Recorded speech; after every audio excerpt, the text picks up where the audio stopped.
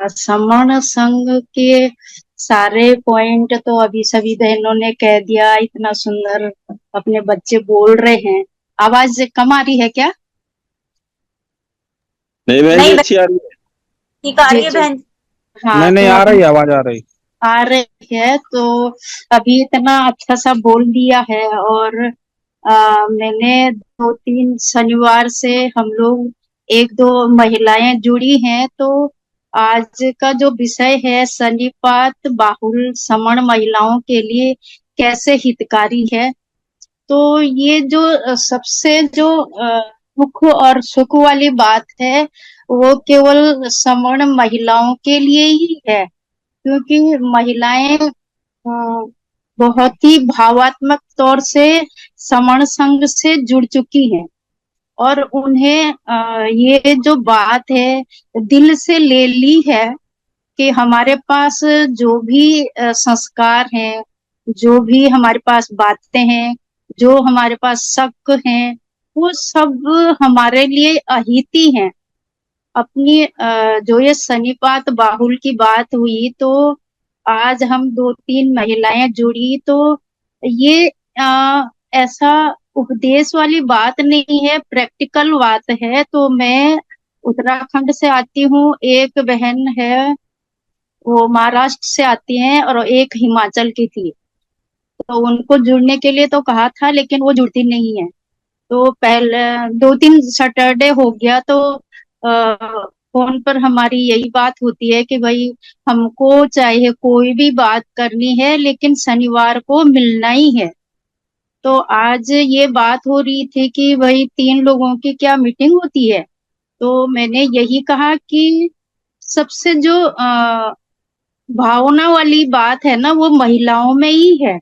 और वही महिलाएं अपनी बात दूसरी महिला तक पहुंचा सकती हैं कि शनिवार में हम लोग समण लोग बमणों से प्रश्न करते थे कि ये जो अ, ढोंग है, पाखंड है, ये बीच में कैसे आ रहा है। तो ये हम अशुभ अशुभ तो बमणों के लिए हो गया था शनिवार, समणों के लिए तो शुभ था। क्योंकि वो अपने बीच में कोई भी अहितकारी बातें आने नहीं देते थे। क्योंकि वो छोटे से छोटे काम में एक साथ रहते थे और कोई भी गलत बात आने से एक दूसरे से पूछते थे। तो उसी तरीके से जब गलत बातें आती नहीं है तो अपना अहित भी नहीं होता है। कोई कह रहा है क्या?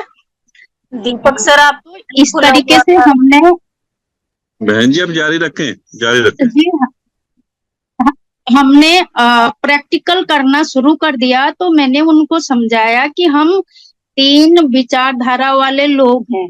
वो एक बुद्धिस्ट थी, जो बाबा साहब ने जिन लोगों को बुद्धिस्ट बनाया है, जो जिन्होंने बाबा साहब के जीवन काल में ही बुद्ध धर्म अपनाया था।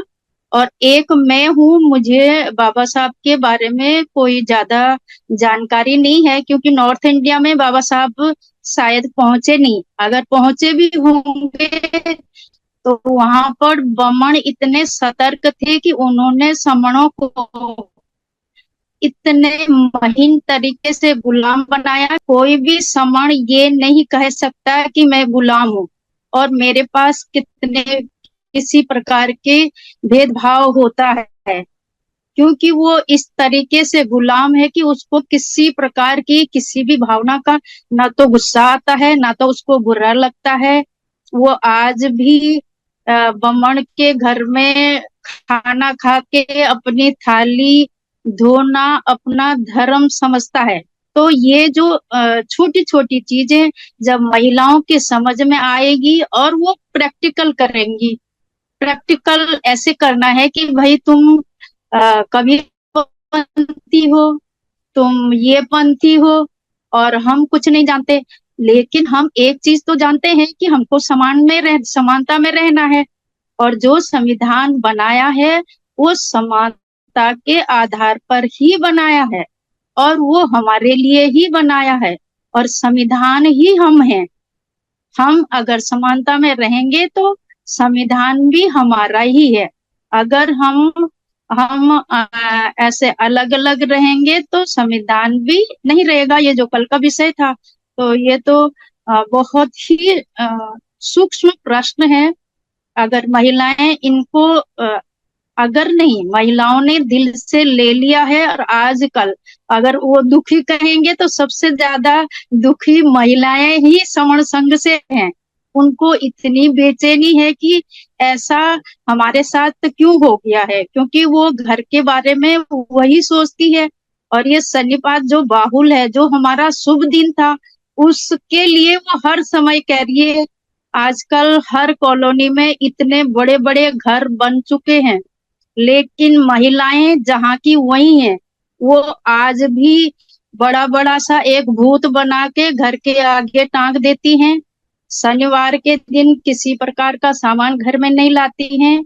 इसका मतलब उसके मन में अभी भी वही सब सुविधाएं संख्याएं भरी हुई हैं, तो वो कभी भी समर संघ की सदस्य नहीं बन सकती हैं।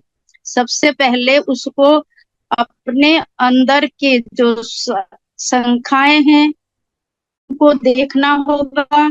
अपने बच्चे जो इतिहास बता रहे हैं, हमारे गपशप में ये भी प्रश्न आया था कि ये समण शब्द कहाँ से आया।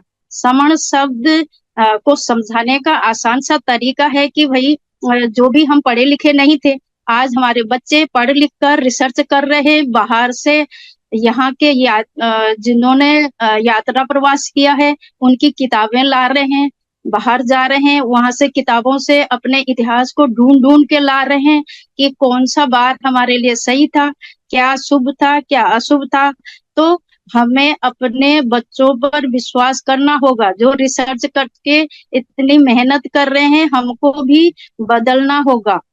और सबसे ज्यादा महिलाओं को ही बदलना होगा। कावड़ जो यात्रा है, ये कहीं भी इतिहास में दिखाई नहीं देता है। जिन चीजों के लिए वर्षावास में बाहर जाने के लिए मना किया था, आज उनमें बाहर जाने के लिए फूल बरसाए जा रहे हैं।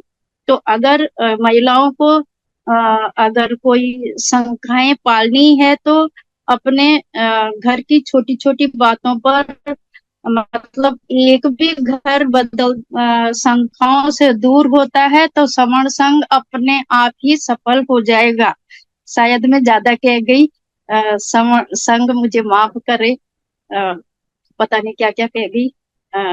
मैं सभी बहनों से क्षमा साधु